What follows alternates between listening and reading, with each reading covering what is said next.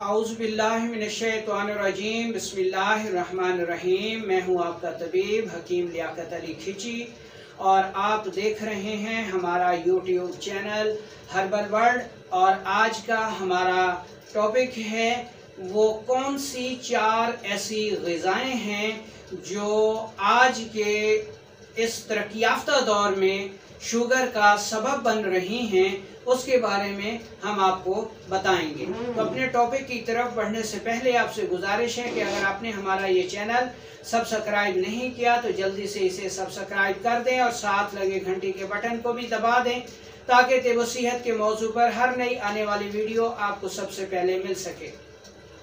दोस्तों, शुगर जिसे ज़ियाबतीस भी कहा जाता है, मौजूदा दौर में इंतहाई तेज़ी से बढ़ने वाली बीमारी है जिसने दुनिया के 3 हिस्से के लोगों को अपनी लपेट में ले रखा है और इसका इलाज भी नहीं है। दोस्तों, इलाज हमेशा मर्ज का होता है, बीमारी का होता है। जो मर्ज ही ना हो, जो बीमारी ही ना हो, तो फिर उसका इलाज कैसा? इसलिए शुगर का भी आज तक इलाज दरियाफ्त नहीं हो सका। उसकी वजह यह है कि शुगर कोई मर्ज नहीं है, शुगर कोई बीमारी नहीं है, बल्कि शुगर हमारे तर्ज ज़िंदगी की बेएतदालियों की वजह से पैदा होने वाली एक अलामत का नाम है। तो सबसे पहले हम सेहत की हालत में शुगर की तारीफ कर लेते हैं, क्योंकि जब तक सेहत की हालत में किसी चीज़ के अफ़ाल का इल्म नहीं होगा, हम बीमारी की हालत में, मर्ज की हालत में, गैर तबई हालत में उसको डिस्कस नहीं कर सकते। तो सेहत की हालत में हम शुगर की तारीफ ये कर सकते हैं कि हम जो ग़िज़ा खाते हैं वो हज़म के तमाम मराहिल से गुजरने के बाद शुगर में तब्दील हो जाती है। इस शुगर से हमारे जिस्म की हर किस्म की ताकतें और क़ुव्वतें पैदा होती हैं, जिससे हमारा जिस्म और उसके आज़ा अपने आफ़ाल अदा करते हैं और जो हमारे सेल्स हैं, जो हमारे खुलियात हैं, ये अपनी तबाही उम्र पूरी करने के बाद टूट जाते हैं और इसकी जगह नए खुलियात ले लेते हैं और ये नए खुलियात भी शुगर के बगैर नहीं बन सकते। तो अब हमें ये समझ आ गया कि ये सारा अमल मेटाबॉलिज्म का है, निज़ाम का है। यानी चाहे ताकतों का पैदा हो, साफ ज़ाहिर है कि ताकतें और क़ुव्वतें ग़िज़ा के हज़म के बाद ही पैदा होती हैं और ग़िज़ा से ही पैदा होती है हर किस्म की क़ुव्वत, और हर किस्म के सेल्स यानी खुलियात भी ग़िज़ा से ही पैदा होते हैं। यानी हम जो ग़िज़ा खाते हैं वो अखलात में तब्दील हो जाती है और अखलात के जो कसीफ हिस्से हैं उससे सेल्स यानी खुलियात पैदा होते हैं, जो पहले से मौजूद खुलियात की जगह लेते हैं, और अखलात के लतीफ़ हिस्से से अरवाह पैदा होती हैं। अरवाह जब जलती हैं तो इनसे क़ुव्वत और ताकत पैदा होती है, जैसे हमारे आज़ा जो हैं वो ताकतें और क़ुव्वतें हासिल करते हैं और अपने आफ़ाल को अदा करते हैं। अब जब ये निज़ाम कहीं पे बिगड़ जाता है यानी शुगर का, और ग़िज़ा के हज़म के बाद ताकत पैदा नहीं होती, नए सेल्स पैदा नहीं होते और शुगर गैर तबाही हो जाती है, तो फिर ये शुगर मर्ज कहलाती है और फिर मर्ज पैदा हो जाता है। शुगर का जो पहला असर है वो ताकतों पर है, यानी जब शुगर गैर तबाही हो जाती है तो फिर ताकत पैदा नहीं होती और खुलियात पैदा नहीं होते, जिसकी वजह से इंसान इंतहाई तेज़ी से कमज़ोर होता चला जाता है और नए खुलियात पैदा न होने की वजह से उसका जिस्म तहलील होने लगता है और वो इंतहाई कमज़ोर नज़र आता है। ये तो था इसका फ़लसफ़ा। तो दोस्तों, अगर कुछ अर्सा पीछे चले जाएं, जब ग़िज़ाएँ खालिस थीं, साइंस ने इतनी तरक्की नहीं की थी, तो उस वक्त शुगर खाली नज़र आती थी। किसी एक फ़र्द को 100 में से किसी एक या 2 अफराद को शुगर हुआ करती थी और इतनी तेज़ी से उसने दुनिया के 3/4 हिस्से को अपनी लपेट में नहीं ले रखा था, क्योंकि उस वक्त ग़िज़ाएँ खालिस थीं, खाने खालिस थे, माहौल खालिस था और साइंस ने इतनी तरक्की नहीं की थी, फास्ट फूड नहीं थे, चटखारेदार खाने नहीं थे, तो उस वक्त शुगर नहीं थी। तो इससे मालूम हुआ कि साइंस की तरक्की और तर्ज ज़िंदगी में आसानी ने शुगर के अलामात को जन्म दिया है। तो अब हम देखते हैं कि वो कौन सी 4 ऐसी ग़िज़ाएं हैं जिनकी वजह से शुगर तेज़ी से हो रही है। इन 4 ग़िज़ाओं में पहले नंबर पर है चीनी, जो कि कीमियाई तरीके से तैयार की जाती है और इस कीमियाई चीज़ को हमारा जो जिस्म है कुदरती तरीके पर पैदा किया गया है ये बर्दाश्त नहीं कर सकता, जबकि ये चीज़ें अब हम मुसलसल ले रहे हैं, जिसकी वजह से हमारा निज़ाम मुकम्मल ख़राब रहता है और शुगर लाहक हो जाती है। दूसरे नंबर पर है बनस्पति घी। बनस्पति घी भी हमारा जिस्म को जो है ये भी कुदरती चीज़ों से अब नहीं बनाया जा रहा और इसकी वजह से भी शुगर के पैदा होने की शरह बहुत ज़्यादा है। तीसरे नंबर पर है जी चाइना चक्की से पिसवाया गया आटा, क्योंकि जब हम पत्थर वाली चक्की से आटा पिसवाते थे पुराने ज़माने में तो इस गंदम में जो मौजूद फाइबर्स थे, छान था, बूर था, ये जल नहीं जाता था और ये छान, बूर और फाइबर जो है निज़ाम को बेहतर करता था, कब्ज़ नहीं होने देता था, ग़िज़ा जल्दी हज़म हो जाती थी। जबकि आज के जदीद तरक्की याफ्ता दौर में चाइना चक्की की से जो हम आटा पिसवाते हैं वो सब कुछ जला देती है, छान को भी जला देती है, बूर को भी जला देती है, फाइबर को भी जला देती है, जिसकी वजह से जब हम इस जले हुए आटे का खाना बनाते हैं, रोटी बनाते हैं तो वो हज़म नहीं होती, कब्ज़ हो जाती है और फिर उसकी वजह से जब निज़ाम ख़राब होता है तो शुगर जन्म ले लेती है। अब चौथे नंबर पर कौन सी चीज़ है? चौथे नंबर पर ब्रायलर शुगर को पैदा करने की सबसे बड़ी वजह है, क्योंकि ब्रायलर भी कुदरती चीज़ नहीं है, मसनूई तरीके पर पैदा की गई है जिसको हमारा कुदरती जिस्म कबूल नहीं करता, इसलिए ये भी हमारे मेटाबॉलिज्म को ख़राब करके शुगर को पैदा कर देती है।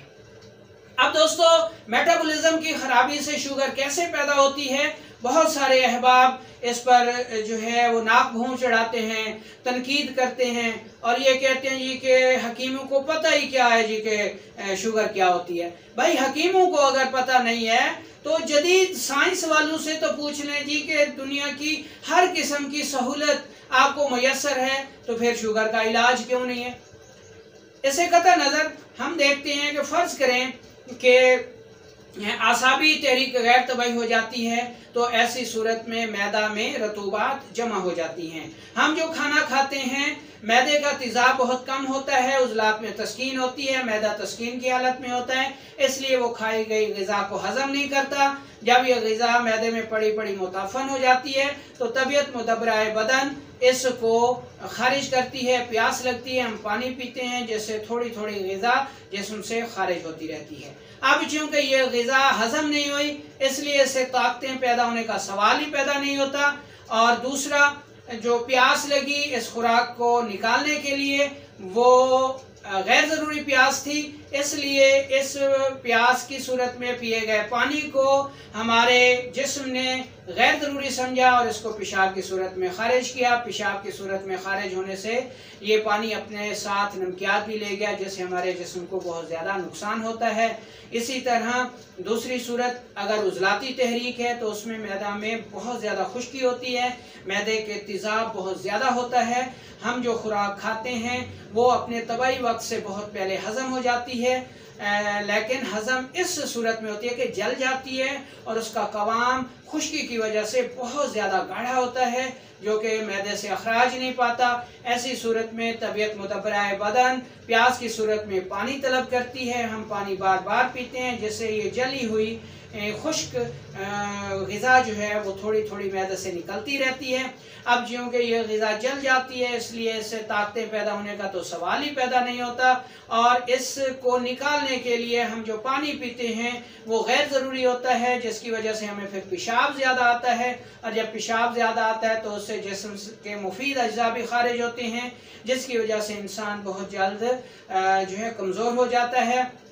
अब इसकी तीसरी सूरत देखें कि अगर गुद्दी सोजिश हो जाती है तो इसमें मैदा के जो गुदद हैं वो सोजिशनाक हो जाते हैं। हम जो ग़िज़ा खाते हैं वो हरारत की ज़्यादती की वजह से वो भी जल जाती है और उसमें भी रतूबात इंतहाई कम हो जाती हैं, उसका कमाम भी गाढ़ा हो जाता है।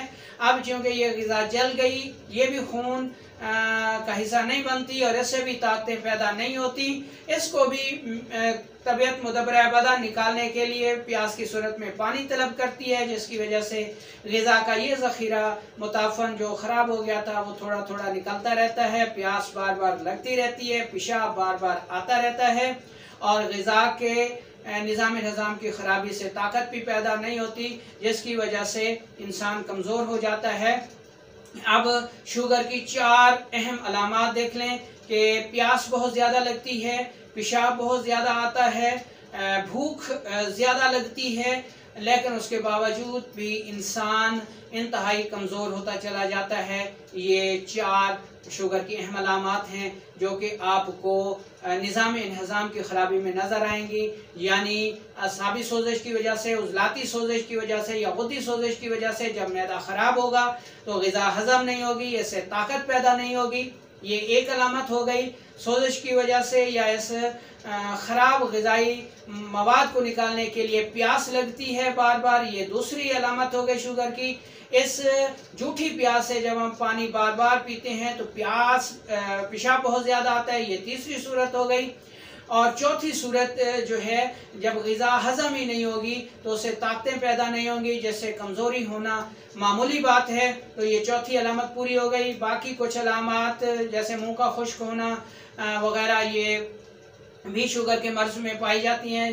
जब प्यास लगती है, हम बार बार पानी पीते हैं और पेशाब ज़्यादा आता है तो फिर जिस्म में पानी और नमकियात की कमी भी हो जाती है, तो मुंह का खुश्क होना अहम बात है। तो दोस्तों, ये थी वो 4 ग़िज़ाएँ, जब तक हम इनको नहीं छोड़ेंगे ना तो शुगर की कोई दवा असर कर सकती है और ना ही शुगर ख़त्म हो सकती है और ना ही हम शुगर से बच सकते हैं। अब सवाल ये पैदा होता है कि हम इसकी जगह इस्तेमाल क्या करें।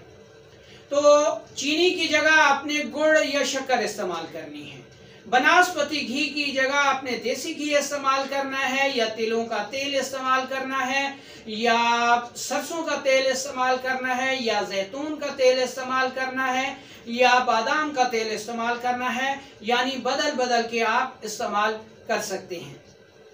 अब तीसरी सूरत के आटा जो है, गंदम का आटा, वो चाइना चक्की की बजाय पत्थर वाली चक्की से पिसवाएं, या फिर ऐसा करें कि गंदम और मकई हम वजन आटा पिसवा के उसकी रोटी खाएं। 3 चीजें हो गई। अब चौथी चीज आ जाती है जी ब्रायलर। तो ब्रायलर की जगह कौन सी ऐसी चीज है जो तेजी से ग्रोथ करे और गोश्त की ज़रूरत को पूरा करे। तो ब्रायलर की जगह आप खरगोश ले आएं। ये 20 से 25 दिन और 1 माह में तैयार हो जाता है और तेज़ी से इसकी ग्रोथ भी होती है और ये कुदरती खुराक भी है और शुगर भी पैदा नहीं करता। घर में आसानी से थोड़ी सी जगह मुख्तस करके आप खरगोश पाल सकते हैं, क्योंकि ज़िंदगी से प्यारी कोई चीज़ नहीं, सेहत से प्यारी कोई चीज़ नहीं। सेहत है तो जान है, जहान है। उम्मीद है कि आपको ये वीडियो पसंद आई होगी और आप समझ गए होंगे कि शुगर का इलाज अद्वियात में तलाश करने की बजाय आप इसका इलाज अपने तर्ज ज़िंदगी, अपनी खुराक को बदलें, वर्जिश को मामूल बनाएं। जब वर्जिश करेंगे तो आपके जिस्म में शुगर जज़ब होगी, खर्च होगी। अगर हम बैठे रहेंगे और खाते रहेंगे, शुगर तो बननी है, और जब शुगर बनेगी, पैदा होगी, लेकिन हम आराम परस्त होंगे, हम काम नहीं करेंगे तो वो खर्च नहीं होगी, और जब वो खर्च नहीं होगी तो फिर हमारे जिस्म का जो दिफाई निज़ाम है वो उसको फजूल समझते हुए बाहर खारिज करेगा, और जब ये बाहर खारिज होगी तो फिर हमारे जिस्म में ताकत और क़ुव्वत पैदा नहीं होगी। जिस्म के बहुत सारे मुफीद अज्जा भी इसके साथ खारिज होंगे, तो साफ ज़ाहिर है कि फिर मसाइल तो पैदा होंगे। इसलिए वर्जिश कीजिए और शुगर को जिस्म में खर्च कीजिए। वालेकुम अस्सलाम व रहमतुल्लाहि व बरकातहू।